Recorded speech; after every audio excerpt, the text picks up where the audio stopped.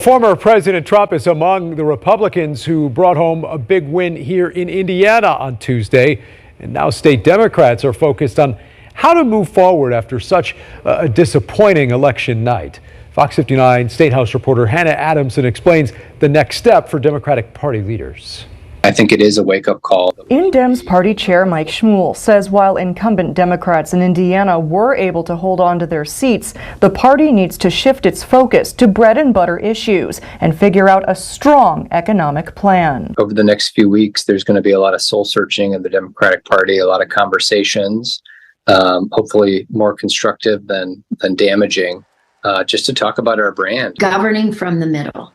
That's what people want. Former State Representative Terry Austin says she anticipates the party could see several new faces at the state and county level when the party reconvenes to elect leadership in March. Let's just drop some of these culture wars. Let's not get drawn into them. Political strategist Laura Beck says Trump's dominance at the top of the ticket in Indiana played a major role in Tuesday's wins for Republicans, something that could change come 2028. In 2012, John Gregg, who was the Democratic candidate, lost by 3 points in the governor's race to Mike Pence.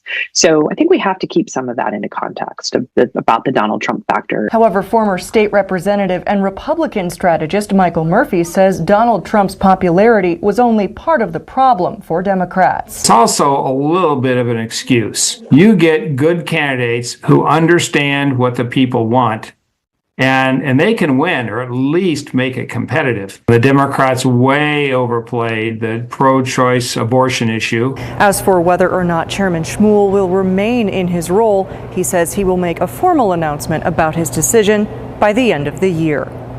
Reporting from the State House, I'm Hannah Adamson.